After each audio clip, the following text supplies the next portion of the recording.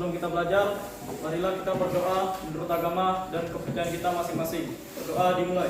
Berdoa selesai. Sebelum kita mulai pelajaran, kita mau mengecek kehadiran Anda sekalian terlebih dahulu. Masih adakah orang-orangnya atau sudah kabur atau bagaimana atau memang tidak datang dari pada pagi? Gimana ketua kelasnya? Aman? Aman. Ada yang sakit, apa atau bagaimana? Ada. Ibu panggil ya, Ibu daftar hadirnya. Eka Dela, Revi. Kita masuk lagi ke materi kita. Sebelum masuk ke materi, ini mau menampilkan atau menayangkan sebuah video motivasi terlebih dahulu, atau kita mengingatkan dulu materi-materi sebelumnya. Nah, minggu lalu kita belajar apa? Teks anekdot. Ya, teks anekdot.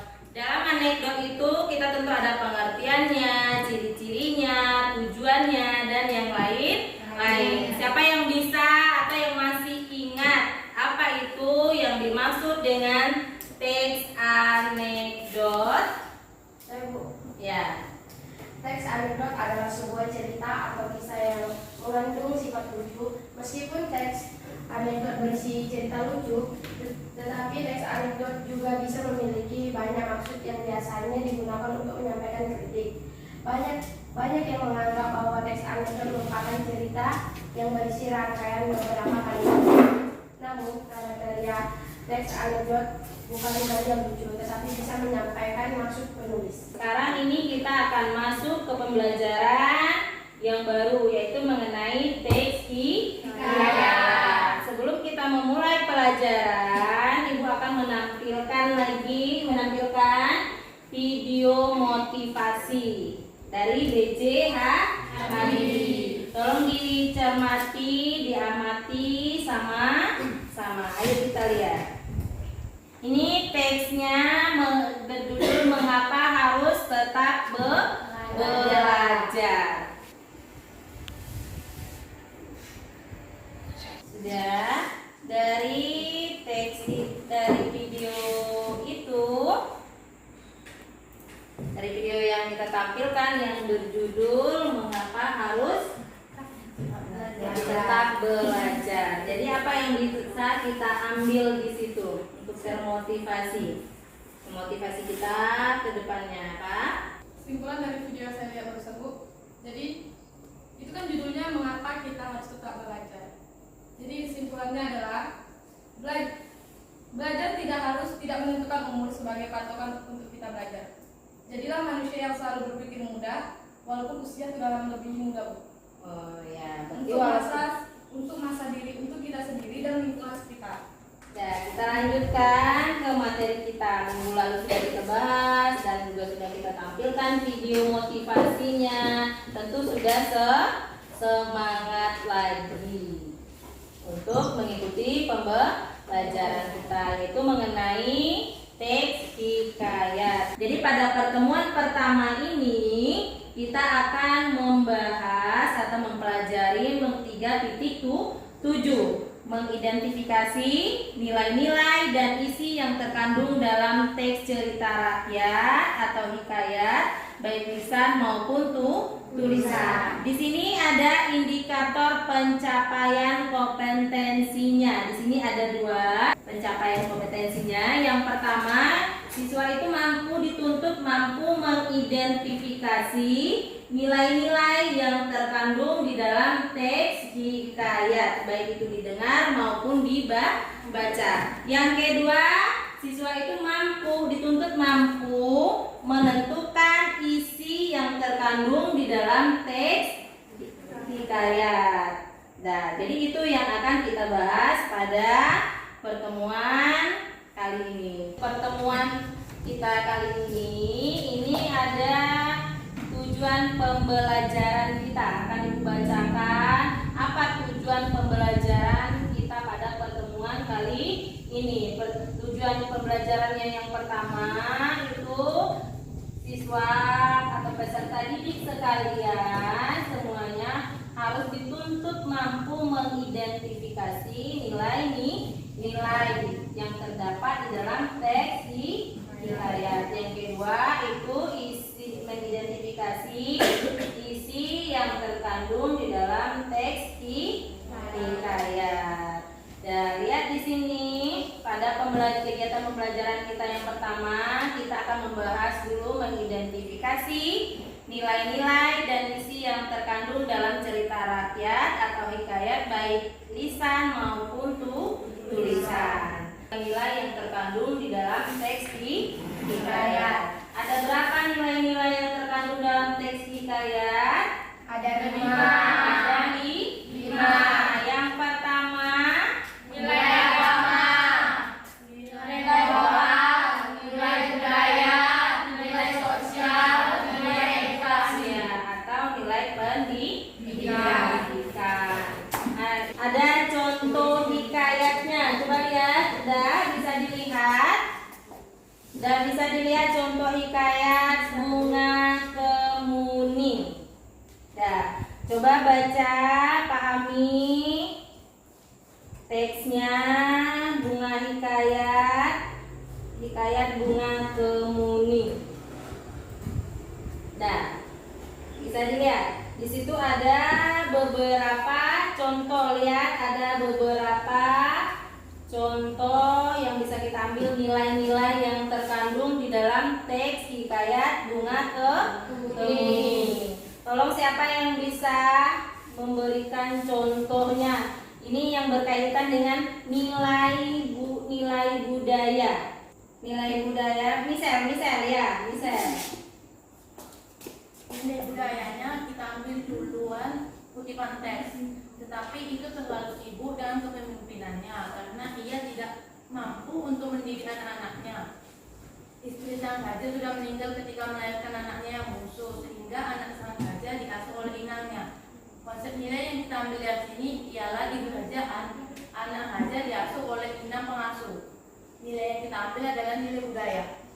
Lihat di sini kita masuk lagi ke menentukan pokok-pokok isi hikayat. Yang pertama, lihat, bacalah keseluruhan teks hikayat dengan teliti. Yang kedua, membuat dan menjawab pertanyaan terkait isi hikayat yang mencakup unsur 5W tambah 1H. Yang ketiga, menentukan gagasan pokok. Di sini ada contohnya supaya kita mengetahui isi dari teks hikayat. Tentu kita harus membuat pertanyaan terlebih dahulu yang seperti 5W tambah 1H. Misalkan siapa tokohnya, di mana tempatnya, mengapa, bagaimana, dan seterusnya. Bisa? Sudah ditemukan? Coba lihat contohnya. Tolong dibacakan siapa yang bisa. Ya, Wita, bacakan. Contoh isi yang terkandung dalam teks hikayat Bunga Kemuning. Pertanyaan pertama, siapa Putri Kuning? Jawaban pertama, Putri Kuning merupakan seorang putri bungsu dari raja. Pertanyaan kedua, bagaimana sifat saudara-saudara Putri Kuning? Jawaban kedua, sifat saudara-saudara Putri Kuning adalah malas, nakal, manja, dan sombong. Ya, kita lanjutkan ke menemukan pokok-pokok isinya. Di situ tentu ada setiap paragraf, setiap cerita itu tentu mempunyai pokok-pokok isi. Ya, siapa yang bisa menjelaskan atau membacakan pokok-pokok isi yang terdapat dalam hikayat Bunga Kemuning? Siapa? Ya, Dila. Kutipan teks hikayat yang pertama. Dahulu kala di suatu daerah ada seorang raja yang mempunyai 10 orang putri yang diberi nama Putri Jambon, Putri Jingga, Putri Nila, Putri Hijau, Putri Kelabu, Putri Biru, Putri Oranye, Putri Merah Merona, dan Putri Kuning. Istri raja tersebut meninggal dunia setelah melahirkan Putri Kuning. Kalau tidak ada, kita lanjutkan ke lembar kerja kita. Kita akan bekerja. Sebelum kita nanti Ibu tampilkan, ya, Ibu tampilkan videonya. Dan sebelum mengerjakannya, ya, Ibu sampaikan dulu langkah-langkahnya. Ya, nanti yang sebelum kalian secara individu dengarlah video hikayat berjudul si miskin dan maha kaya dengan cermat. Berarti kalau kita harus mendengarnya dengan cermat supaya kita bisa menemukan nilai-nilai dan isi yang terkandung dalam hikayat. Yang kedua itu waktunya Ibu kasih 40 menit. Setelah itu, setelah waktu habis, kita akan Ibu tanyakan jawaban-jawaban yang kalian atau yang Anda sekalian temukan. Dah. Sambil mengerjakan ya, dicatat-catat mana yang rasanya penting, ada yang berkaitan dengan nilai-nilai kita. Dan kita mulai dari nilai-nilai yang terkandung dalam teks hikayat si miskin dan maha kaya. Siapa yang dulu mau menyampaikan hasil kerjanya yang berkaitan dengan nilai-nilai yang terkandung di dalam teks hikayat tersebut? Ya, siapa? Revi.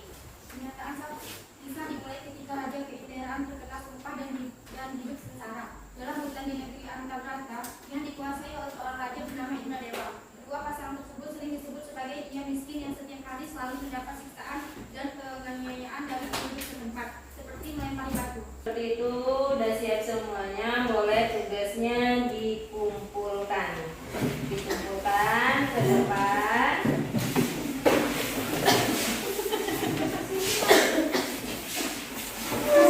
Ini kita ada kuis, Ibu ada kuis, nanti Ibu bagikan nih ya.